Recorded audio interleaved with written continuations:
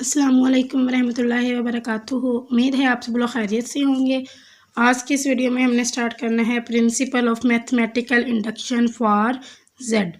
ये सेम वही है जो हमने अपनी लास्ट वीडियो में डिस्कस किया था। उसमें भी हमने मैथमेटिकल इंडक्शन का देखा था। उसमें हमने टू प्रॉपर्टीज़ को डिस्कस किया था, 2 पॉइंट्स थे।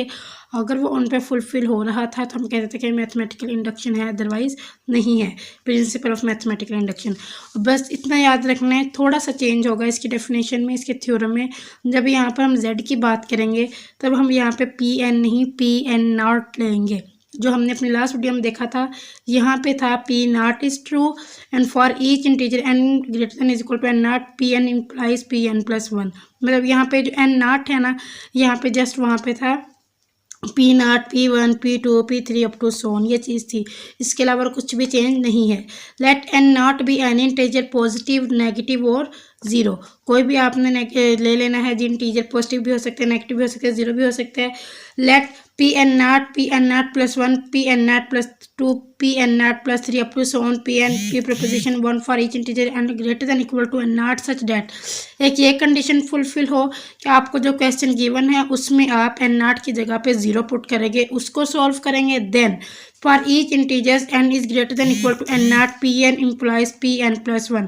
फर्स्ट स्टेप में आपने एन की जगह पे ज़ीरो पुट करना है और सेकंड स्टेप में एन की जगह पे आपने एन प्लस वन पुट करके उस कंडीशन को शो करवाना है कि कंडीशन अभी भी फुलफिल हो रही है। अगर हो रही हुई तो इसका मतलब वो क्या होगी, प्रिंसिपल ऑफ मैथमेटिकल इंडक्शन होगा, अदरवाइज नहीं होगा। ये आप एग्जाम्पल करेंगे तो आपको इसकी अच्छे से समझ आ जाएगी।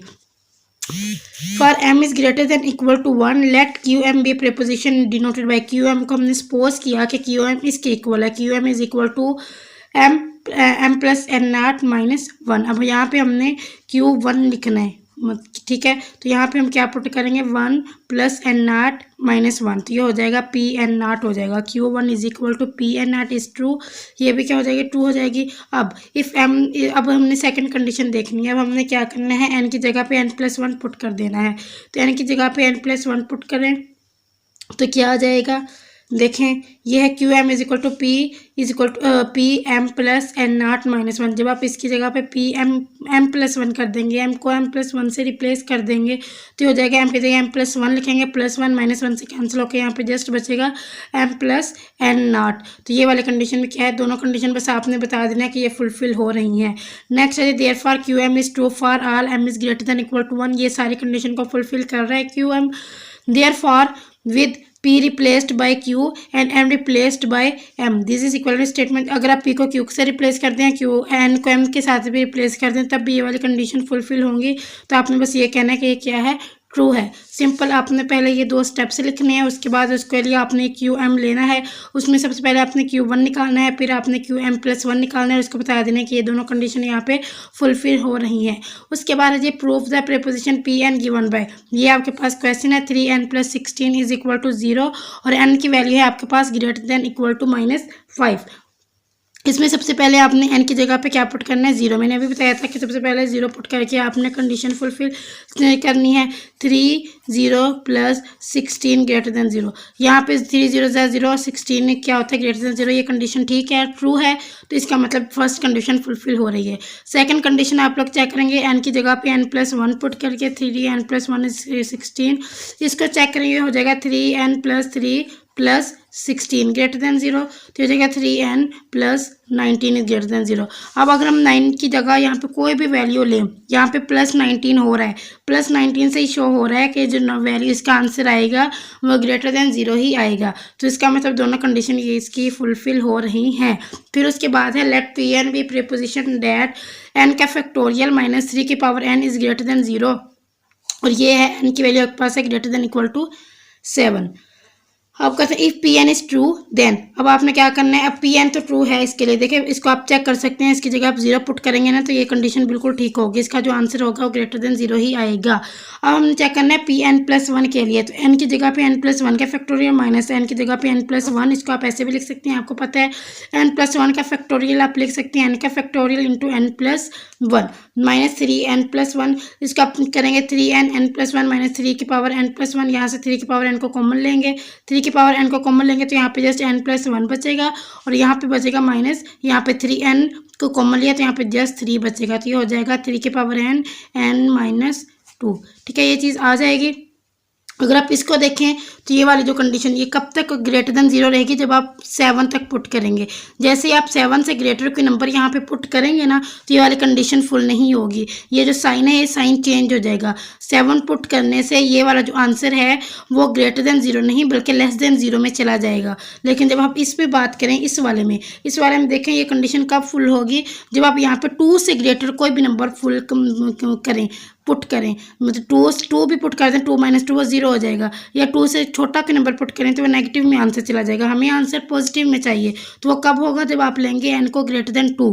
और ये फर्स्ट कंडीशन में क्या था, आपको n नॉट क्या है 7 इज द स्मॉलेस्ट इंटीजर, तो ये वाली कंडीशन जो है सेकंड कंडीशन फुलफिल नहीं हो रही, तो ये क्या होगा, प्रिंसिपल मैथमेटिकल इंडक्शन नहीं होगा। फिर उसके बाद सेम वही थ्योरम उन्होंने यहाँ पे रिपीट किया हुआ है, n not be any integer positive negative 0, pn not pn+1 p, ये सेम जो वही हमने ऊपर देखी है ना सारी वही बात उन्होंने यहाँ पे अगेन रिपीट की हुई है, सेम यही चीज़ है यहाँ पे। अब आपके पास एग्जांपल, अब आप एस की वैल्यू है आपके पास जी 0 से 1 के बिटवीन, और ये क्या है रेशनल है, टी आपके पास इरेशनल है 0 से 1 के बिटवीन, यू भी आपके पास इरेशनल है। ये चीज़ देखने वाली है कि जो एस है उसमें वो सुपर सेट है टी का, एस है सुपर सेट है यू का, टी का भी सुपर सेट है और यू का भी सुपर सेट है, तो ये आपने ये आंसर बतानी है। अगर हम एस और टी का यूनियन लें, देखिए एस सुपर सेट है, यूनियन में हम लोग सारे नंबर लिखते हैं, मतलब एस के अंदर टी भी आ रहा है। अगर हम लें ना एस हम लें 1 2 3 4, ठीक है, और टी हम लोग लें 1 2, देखें टी अंदर आ रहा है ना इसके, तो ये ही है कि एस सुपर सेट है टी का। अब हम इन दोनों का लें अगर यूनियन, एस यूनियन टी, तो अगर आप देखें तो 1 2 3 4 ही आएगा यूनियन लेने से भी, तो मतलब एस ही आ रहा है, तो ये यहाँ पे लिखा है। या एस का यूनियन ले यू के साथ, ये भी super set, S super set है यू का, तो अगर आप एस का यू के साथ यूनियन ले तो भी एस आएगा, और अगर टी का यू के साथ यूनियन ले तो आपके पास एस आएगा। सेम इसी तरह इंटरसेक्शन लेंगे, इन दोनों का इंटरसेक्शन ले तो आपके पास टी आएगा, 1 और 2 दोनों में कॉमन है, तो ये क्या हो जाएगा टी आएगा। एस का इंटरसेक्शन ले टी के साथ तो टी ही आएगा, एस का इंटरसेक्शन ले यू के साथ यू ही आएगा, और टी का इंटरसेक्शन ले यू के साथ तो ये एम्प्टी सेट आएगा, यहाँ एस आएगा और यहाँ पे एम्प्टी सेट आएगा। नेक्स्ट है जी हमारे पास generalisation of union and intersection. इसमें है if F is an arbitrary collection of sets then union S belong to F is a set of all elements that are member of at least one of the set in F. ये आपने याद रखना है कि union में क्या है, union में सेट ऑफ ऑल एलिमेंट्स हैं that are member of at least one of the set in F, जिसमें एटलीस्ट एफ का 1 एलिमेंट लाजमी हो, एफ का 1 मेंबर हो। And intersection S belong to F is the set of all element that are members of every set, यहाँ पर every आएगा और यहाँ पर एटलीस्ट 1 आएगा। यूनियन में एटलीस्ट 1 आएगा और इंटरसेक्शन में एवरी सेट इन एफ ये चीज़ आएगी, तो ये चीज़ आपने याद रखनी है। फिर इसके बाद बता रहे हैं कि the union and intersection of many sets S1 S2 up to so on Sn are also written as, इसको आप लोग ऐसे भी लिख सकते हैं, यूनियन वाले को ऐसे लिखना है और इंटरसेक्शन वाले को ऐसे लिखना है। यूनियन एन के approaches 1 to n Sk and intersection के अप्रोचेज 1 to n Sk।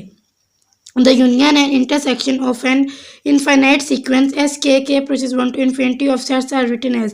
अब इन्फिनिटी वाले केस में आपने उसको ऐसे राइट करना है, फाइनाइट के केस में जस्ट यहाँ पर n और यहाँ पर n आएगा, और इनफाइनाइट के केस में यहाँ पर इन्फिनिटी और यहाँ पर इन्फिनिटी, ये ऐसे लिखा हुआ है, ये मिस प्रिंट हुआ है, इसको आपने ऐसे लिखा है कि अप्रोचेज 1 to infinity S के इनफाइनाइट केस। अब ये देखें ये ऐसी चीज़ें ना आपके एमसीक्यूज में आ सकती हैं, पूछ सकते हैं कि इनफाइनाइट के लिए आपने कैसे राइट करना है इंटरसेक्शन को, और आपने फाइनाइट सेट्स के लिए कैसे राइट करना है, ये एमसीक्यूज में पूछ सकते हैं। यूनियन में याद रखिएगा एटलीस्ट 1 एलिमेंट, और इंटरसेक्शन में एवरी सेट इन एफ।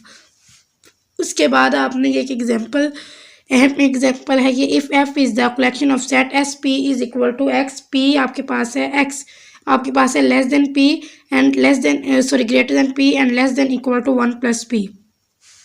इसमें आपने यूनियन का आंसर बताना है, इंटरसेक्शन का आंसर बताना है और ये चीज़ आपको गिवन है। यूनियन में सिंपल आपने क्या करना है, फर्स्ट वाले को आपने ये इसकी जगह आपने 0 का 0 ही रखना है और इसमें आपने 1/2 को प्लस कर देना है। देखिए पी आपके पास क्या है, 0 से 1/2 के बिटवीन है। तो आपने जब यूनियन के लिए इसी का आंसर निकालना है, आपने एक्स के यहाँ पे पी की जगह पे 0 और यहाँ पे 1 प्लस पी की जगह पे 3/2, मतलब इसका 0 रखा और इसमें पी की जगह 1/2 प्लस करेंगे तो ये 3/2 आ जाएगा। अब इंटरसेक्शन में आपने सिंपल क्या करना है, इंटरसेक्शन में आपने यहाँ पर पी की वैल्यू 1/2 और यहाँ पर पी की वैल्यू 0, मतलब उलट कर देना है। देखें जब आपने यूनियन लेना है तो आपने यहाँ पी की वैल्यू 0 और यहाँ पी की वैल्यू 1/2, और जब आपने इंटरसेक्शन लेना है तो यहाँ पी की वैल्यू 1/2 और यहाँ पी की वैल्यू 0, क्योंकि ये इन्हीं के बिटवीन है। ये चीज़ आप लिख देंगे तो ये आपका आंसर आ जाएगा सिंपल 0 से 3/2 और यहाँ हो जाएगा 1/2 से 1, क्योंकि आप 1 + 0 करेंगे तो यहाँ पे 1 आ जाएगा और यहाँ पे 0/2 1/2 करेंगे तो ये 1/2 आ जाएगा। उसके बाद आपके पास एक और एग्जांपल है, if for each positive integer K the set S K is the set of real numbers that can be written as x = m/k for some integers and then union K approaches 1 to infinity, S K is the set of rational number. याद रखिएगा union वाला क्या होगा, set of rational number, और intersection वाला क्या होगा, set of integers. If A and B are in the extended reals then a less than b and any open interval a b is denoted by। जब भी open interval की बात होगी आप उसको इस तरह डिनोट करेंगे। ये एक काम की चीज़ है। इस पूरे पैराग्राफ में एक ओपन इंटरवल को आप ऐसे भी डिनोट कर सकते हैं, ऐसे greater than a and less than b। ये है open interval a to infinity and -infinity to b are semi infinite. ये सेमी ये है तो ये भी इनफाइनाइट ओपन इंटरवल, बट ये सेमी इनफाइनाइट है। हम यहाँ पे इन्फिनिटी टू -इन्फिनिटी भी लिख सकते हैं, जो कि ये होती है रियल लाइन। लेकिन जब आप इसको इससे कर देते हैं ना, a to infinity और -इन्फिनिटी टू b, तो ये हो जाते हैं सेमी इनफाइनाइट। तो ये बस आपने याद रखना है, दोनों सेमी इनफाइनाइट है और ये क्या है, कंप्लीट जो फाइनाइट रियल लाइन है ये वो है। तो यहाँ पर ये जो काम की चीज़ें हैं जो मैं बता रही हूँ, इनको आपने MCQs के लिए याद रखना है। उसके बाद है जी नेबरहुड की डेफिनेशन। ये एप्सिलॉन नॉट नेबरहुड क्या होता है, if x0 is a real number and epsilon is greater than 0 then the open interval x0 minus epsilon and x0 plus epsilon is an neighbourhood of x0। ये इसको आप कब बोलेंगे, देखिए आपको एक x0 गिवन है, कोई भी एक रियल नंबर है ये, और एप्सिलॉन आपके पास ग्रेटर देन 0 है। ओपन इंटरवल आपके पास है x0 minus epsilon and x0 plus epsilon. ये नेबरहुड ऑफ x0 कब होगा, if set S contains neighbourhood of x0 then S is the neighbourhood of x0। अगर जो सेट S है आपके पास उसमें x0 के एलिमेंट्स हैं तो वो क्या होगा, सेट S क्या होगा, नेबरहुड होगा किसका, x0 का। अगर उसमें वो एलिमेंट्स हैं x0 के, x0 तो आप x0 को इंटीरियर पॉइंट ऑफ S भी बोलेंगे। ठीक है, अब ये कह रही हैं कि अगर आपके पास एक रियल नंबर है x0 और आपके पास ओपन इंटरवल है x0 माइनस एप्सिलॉन और x0 प्लस एप्सिलॉन, तो इसमें यह होगा कि अगर आपके पास जो सेट S है उसमें x0 के नेबरहुड के पॉइंट्स है, contain neighbourhood points of x0, then S जो क्या होगा वो उसका नेबरहुड होगा x0 का। अगर उसमें एलिमेंट्स हैं वो कंटेन करता है x0 के एलिमेंट्स को, तब वो क्या होगा, S क्या होगा, नेबरहुड होगा x0 का। और आप ये भी लिख सकते हैं कि जो x0 है वो इंटीरियर पॉइंट होगा S का, S नेबरहुड होगा x0 का और x0 क्या होगा, उसका इंटीरियर पॉइंट होगा। The set of interior point S is the interior of S denoted by S0। ठीक है, इंटीरियर पॉइंट ऑफ S को आप लोग S0 से डिनोट करते हैं। If every point of S is an interior point then, अगर हर एलिमेंट ही उसका इंटीरियर पॉइंट है तो जो S0 होगा वो S के ही के इक्वल होगा, क्योंकि जो S के एलिमेंट्स हैं और जो इंटीरियर के एलिमेंट्स हैं वो सेम है, तो ये इसके इक्वल होगा। इसमें इस केस में हम लोग कहते हैं कि ऐसा आपके पास क्या है, ओपन है। ये यहाँ से आप देखें कितने ज़्यादा MCQs बन रही हैं। और ये जो डेफिनेशन है नेबरहुड की, ये डेफिनेशन बहुत है, हमें शॉर्ट में आती है, इसको आपने अच्छे से करना है। उसके बाद है set S is closed if S का कॉम्प्लीमेंट इज ओपन। अगर आप देखें आपको पता है कि जब उसका कॉम्प्लीमेंट लेते हैं, एक चीज़ आपके पास ओपन है, जब आप उसका कॉम्प्लीमेंट लेंगे तो वो क्लोज हो जाएगी। अगर सेट S आपके पास क्लोज है, आप उसका कॉम्प्लीमेंट ले लें तो वो कॉम्प्लीमेंट क्या हो जाएगा, ओपन हो जाएगा। ये भी बहुत इंपॉर्टेंट यहाँ पे एक MCQs है। उसके बाद है जी an open interval AB is an open set because if x0 belongs to A to B and epsilon naught less than equal to minimum x naught minus a and b minus x naught, then ये वाली condition होती है x minus x naught minus epsilon naught and x naught plus epsilon naught. ये subset होता है किसका, ए and B का। यहाँ पे ये चीज़ आपने याद रखनी है, एमसीक्यूज में पूछी जा सकती है। यहाँ पे एमटीएस 6 to 1 में जितने भी आपके एमसीक्यूज बनते हैं वो सारे इन्हीं थ्योरम्स की स्टेटमेंट से ही बनते हैं। The entire line R is equal to minus infinity to infinity is open. यह भी हमने लास्ट थ्योरम में डिस्कस किया था कि ये जो ये होती है ना, ये ओपन होता है, और ये इसको जब हम हाफ ऑफ कर देते हैं ए टू इन्फिनिटी, ये सेमी इनफाइनाइट होता है, लेकिन वैसे ये फाइनाइट है और ये ओपन है। देयरफॉर जब आप देखें, अब ये आपके पास है ओपन है, आर आपके पास ओपन है, जब आप आर का कॉम्प्लीमेंट ले लेंगे तो वो क्या हो जाएगा, क्लोज हो जाएगा। और आर का कॉम्प्लीमेंट हमेशा एम्प्टी सेट के इक्वल आता है। आर अगर आपके पास ओपन है तो आर का कॉम्प्लीमेंट आपके पास क्लोज होगा। फाइव अब देखें यहाँ पे हमने निकाला फाइव क्लोज बन गया, लेकिन फाइव ओपन भी होता है।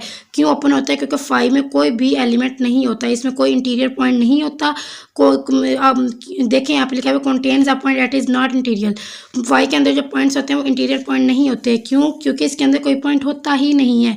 तो हम सिंपल ये कह सकते हैं फाइव एंड आर, ये बहुत इंपॉर्टेंट एमसीक्यूज है कि और जो आर एंड एम्प्टी सेट ये दोनों बहुत ओपन भी होते हैं और ये दोनों क्लोज भी होते हैं। तो हम ये नहीं कह सकते कि आर जो है ओपन है क्लोज नहीं है, या ये एम्प्टी जो सेट है ये क्लोज है ओपन नहीं है। तो ये दोनों ओपन भी हो सकते हैं, दोनों क्लोज भी हो सकते हैं।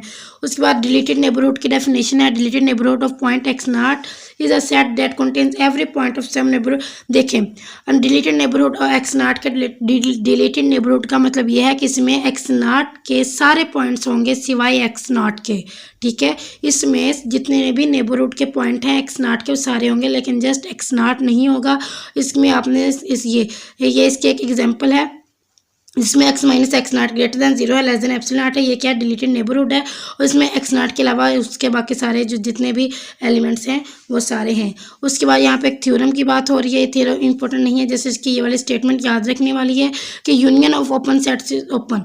जब आप ओपन सेट का यूनियन लेते हैं तो वो ओपन आता है, और जब आप क्लोज सेट का इंटरसेक्शन लेते हैं तो वो क्लोज आता है। यहाँ पे यूनियन याद रखना है, ओपन सेट में यूनियन ओपन होता है और क्लोज सेट में इंटरसेक्शन क्लोज होता है। बहुत ज़्यादा इंपॉर्टेंट है, ये दो पॉइंट्स हैं, इनको याद रखिएगा। उसके बाद ये एक एग्जांपल है, if minus infinity a is greater than minus infinity और b is greater than a, infinity is greater than b, the set. इसमें ये चीज़ है a is less than equal to x and less than equal to b is close. देखें अब ये close है, आपको पता है ये इसको हम लोग ऐसे लिखेंगे। क्यों, क्योंकि इसमें ए और बी दोनों के पॉइंट हैं, तो ये क्या है, ये क्लोज है। लेकिन इसको अगर हम हाफ कर दें, सेमी इनफाइनाइट कर दें, minus infinity to A and B to infinity कर दें, तो ये दोनों क्या हो जाएगा, ओपन हो जाएगा। ओवरऑल ये क्लोज इंटरवल है, लेकिन जब आप इसको कर देते हैं ना, इसका यूनियन, ये इन दोनों के यूनियन के इक्वल है। ठीक है, ए बी क्लोज ब्रैकेट, इन दोनों का यूनियन इसके इक्वल है, और ये दोनों क्या है, ओपन इंटरवल के यूनियन के इक्वल होता है ये वाला क्लोज सेट। इस चीज़ में सिर्फ यही बात बताई गई है कि क्लोज सेट है, लेकिन ये किसके इक्वल होता है, दो ओपन इंटरवल के यूनियन के। उसके बाद है जी आपके पास द सेट ए बी। अब इसमें ये देखें, ये एक तरफ से क्लोज है और एक तरफ से ओपन है, तो हम ये नहीं कि इसको हम लोग बोलेंगे हाफ ओपन इंटरवल या हाफ क्लोज। ठीक है, देखें यहाँ पर ये या तो ये ऐसे होता इस फॉर्म में, या ये ऐसे होता। तो ये होता है ओपन इंटरवल, ये होता है क्लोज इंटरवल। बट ये यहाँ पे एक साइड पे क्लोज है, एक साइड पे ओपन है, तो इसको हम लोग हाफ क्लोज बोलते हैं या हाफ ओपन बोलते हैं।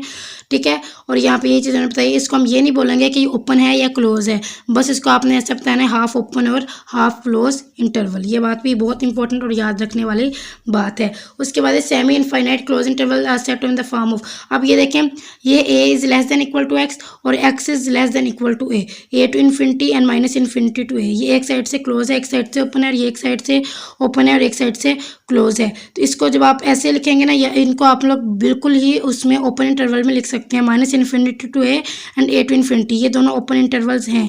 लेकिन ये क्या होगा, ये सेमी इनफाइनाइट क्लोज इंटरवल होगा, ये सेमी इनफाइनाइट ओपन इंटरवल होगा, ये दोनों, जिसमें एक साइड पे क्लोज होता है और एक साइड पे ओपन होता है। उसके बाद ये आपके पास ये डेफिनेशंस कुछ आ जाती हैं, बाउंड्री पॉइंट की डेफिनेशन, लिमिट पॉइंट की डेफिनेशन, और यहाँ पे ये आइसोलेटेड पॉइंट इसकी डेफिनेशन, एक्सटीरियर पॉइंट की डेफिनेशन। ये जो पेज है ना, पेज नंबर 26, इस पे बहुत ज़्यादा इंपॉर्टेंट ये डेफिनेशंस हैं, और मेरे अपने पेपर में ये सारी डेफिनेशन उन्होंने लॉन्ग क्वेश्चन में दी हुई थी।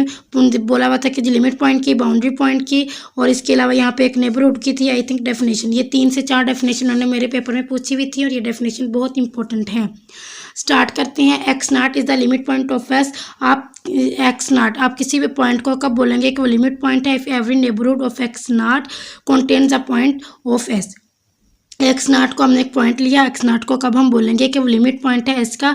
अगर जितने भी डिलीटेड नेबरहुड हैं एक्स नाट के वो एस के पॉइंट्स को कंटेन्स करें, क्योंकि एस की यहाँ बात हो रही है ना, हमने एस का लिमिट पॉइंट बताना है एक्स नाट को, तो एस के जितने भी पॉइंट्स हैं वो सारा ये एक्स नाट जो है वो कंटेन करेगा, तब वो लिमिट पॉइंट होगा। ठीक है, उसके बाद है X naught is boundary point of S. Boundary point किससे कहते हैं कि एस का बाउंड्री पॉइंट, एक्स नाट का बाउंड्री पॉइंट होगा एस का, और एक्स नाट का लिमिट पॉइंट होगा एस का। ये आपने अच्छे से याद रखना है। If every neighbourhood of x not contain at least one point, देखें यहाँ पे बात हो रही है contain deleted neighbourhood of x not contain a point of S, उसमें वो सारे पॉइंट को कंटेन करे, और बाउंड्री पॉइंट में आपने ये याद रखना है at least one point of S, कि वो एटलीस्ट एक पॉइंट तो एस का लाजमी कंटेन करेगा, तब एक्स नॉट क्या होगा? बाउंड्री पॉइंट होगा। ठीक है, और इसको बाउंड्री पॉइंट को हम इस चीज़ से डिनोट करते हैं, इसके ऊपर लाइन लगा के उसके ऊपर ये लाइन एस लिखने के बाद ऊपर उसके ऊपर ये लाइन लगा देते हैं। उसके बाद है जी x naught is isolated point. Isolated point वो कब होगा? There is a neighbourhood of x naught that contain no, जिसमें कोई भी पॉइंट नहीं होगा। आइसोलेटेड मतलब कोई भी पॉइंट नहीं होगा, बाउंड्री मतलब एटलीस्ट वन पॉइंट होगा, और लिमिट पॉइंट मतलब जिसके डिलीटेड नेबरहुड के जितने भी पॉइंट्स हैं वो सारे एस में कंटेन करें। उसके बाद एक्सटीरियर पॉइंट क्या होता है? एक्सटीरियर पॉइंट होता है अगर आपके पास एस, देखिए यहाँ पे आपने बताना है कि एक्स नॉट एक्सटीरियर है एस का, तो इसका मतलब एक्स नॉट इंटीरियर होगा एस कॉम्प्लीमेंट का। ये मैंने अभी बताया ना, जब वो एक्सटीरियर होगा तो वो एस होगा, और जब इंटीरियर की बात करेंगे तो यहाँ पे एस का कॉम्प्लीमेंट आ जाएगा। ठीक है, ये डेफिनेट कुछ एग्जांपल्स हैं, एग्जांपल्स इतने इंपॉर्टेंट नहीं है। उन्होंने लिखा हुआ है एस अगर आपके पास है minus infinity to minus infinity one union one two and union three, then इसके लिमिट पॉइंट कौन कौन से होंगे? Minus infinity to minus one union one से टू तक। इसके बाउंड्री पॉइंट कौन से होंगे? Minus infinity to minus one and union one से टू। ये बात याद रखनी है, यहाँ पे ओपन इंटरवल है और यहाँ पे क्लोज इंटरवल है। लिमिट पॉइंट में ये फर्स्ट टू हम लिखेंगे और बाउंड्री पॉइंट में हम तीनों को लिखेंगे। बस यहाँ पे ये याद रखिएगा कि यहाँ पे हमने ओपन इंटरवल को क्लोज इंटरवल में चेंज कर दिया है। आइसोलेटेड पॉइंट की बात होगी तो यहाँ पे 3 इसका आइसोलेटेड पॉइंट है। फिर एक्सटीरियर की बात होगी तो ये होगा -1 से 1 तक, 2 से 3 तक, 3 से इन्फिनिटी तक। ये इसका एक्सटीरियर पॉइंट कौन सा है, इसका आइसोलेटेड पॉइंट कौन सा है, इसका बाउंड्री पॉइंट कौन सा है, और इसका लिमिट पॉइंट कौन सा है। ये चीज़ आपने याद रखनी है, और इनकी डेफिनेशन लिमिट पॉइंट की, बाउंड्री पॉइंट की, आइसोलेटेड पॉइंट की, एक्सटीरियर पॉइंट की, इनकी ये डेफिनेशन आपने अच्छे से याद रखनी है। ये बहुत इंपॉर्टेंट आपके सब्जेक्टिव के लिए है।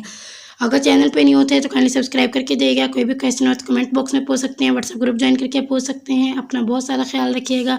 जज़ाकल्लाह, अल्लाह हाफिज़।